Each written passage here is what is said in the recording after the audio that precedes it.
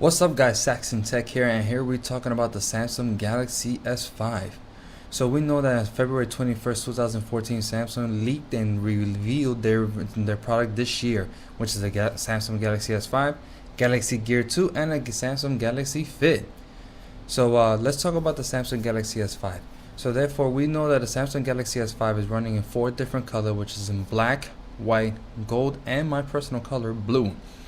And is also running a 2.5 quad-core processor, and compared to the Samsung Galaxy S4 is a 1.9, which is a huge upgrade for me, for a lot of people out there in this world too.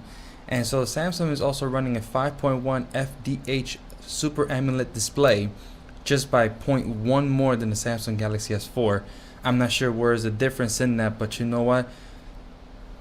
It's okay, but you know, that's how we're gonna do it in the time being. So we also know that it's also coming in 2 gigabytes of RAM with a 16 internal storage and a 32 internal storage. So you have to choose one or the other, but you can also put a no SD card for up to 128 storage of gigabytes. And then we also know that Samsung decided they also want to come with a nice sleek plastic cover on the back again, for since the Samsung Vibrant first came out. So from the time period, all the time it's been running all the way plastic covers on the back. And that also, this Samsung is also coming with a 4.4.2 KitKat, which very impressive, which is very happy to notice that it's actually going to come out with KitKat. There was no way it was going to give a Jelly Bean, because that's already on the Samsung Galaxy S4. But if you want the KitKat on the Samsung Galaxy S4, you would have to root it and do other modifications to actually get it. So now let's talk about the 5 features of the camera of the Samsung Galaxy S5.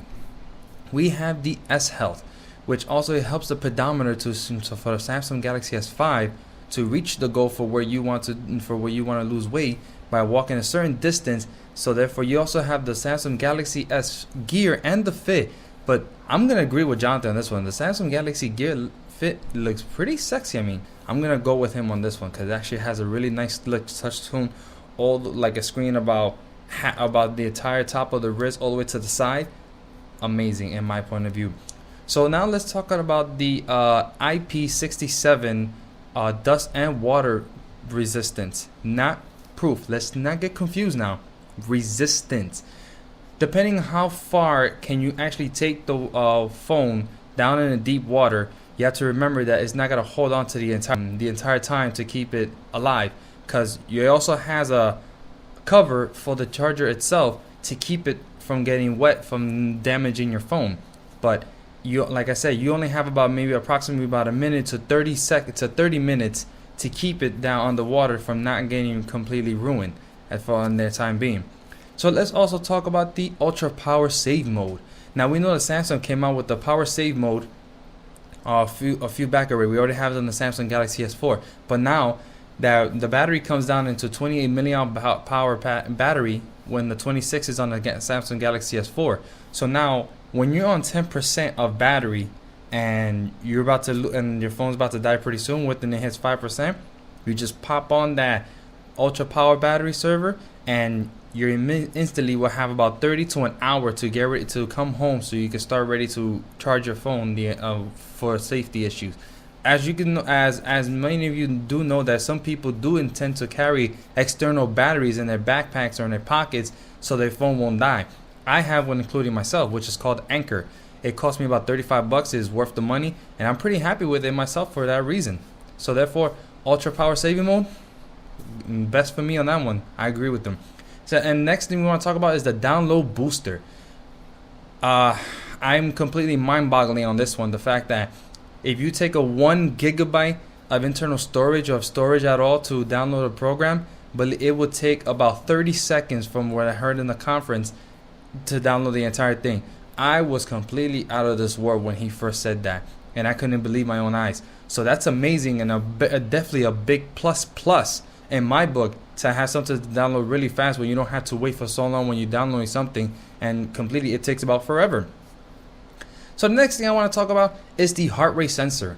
The heart rate sensor has 2 sensors in the back underneath the camera, and you just put your finger on it, and you will see the bloodline on the finger itself, and you will see that it measure your heart rate.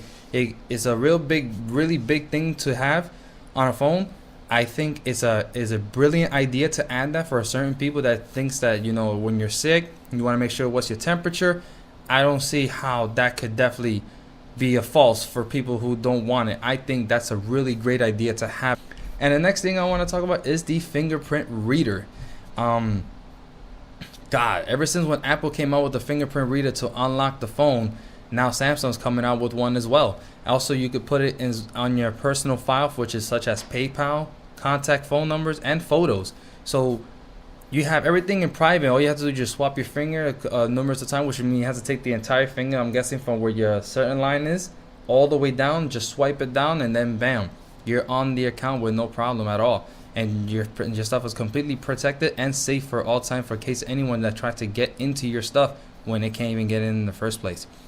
And then last but not least, let's talk about the camera. 16 megapixel rear camera with a recording shooter, and is what high I believe was a UHD resolution, which running at 3840 to 2160. Now that's a really high resolution, but we all know that a high resolution of that could go up to about 4K. Now on Samsung Galaxy S3, it had a 4K, but it didn't have the stabilization as we thought it would.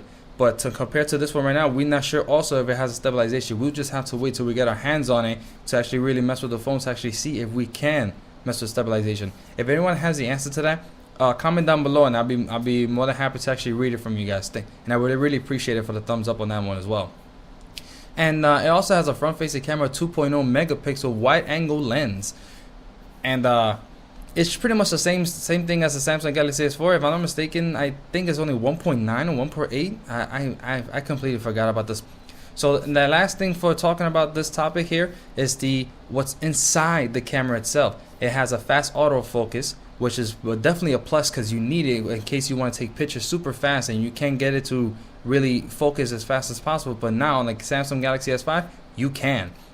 And also we have the rich tone, the real-time HD shooter. So now whenever there's a picture there and you want to take it and it still seems to be dim, just hit the RHAD, the real-time HDR, and the whole thing will completely brightens up and you will have the perfect picture to take from that point on.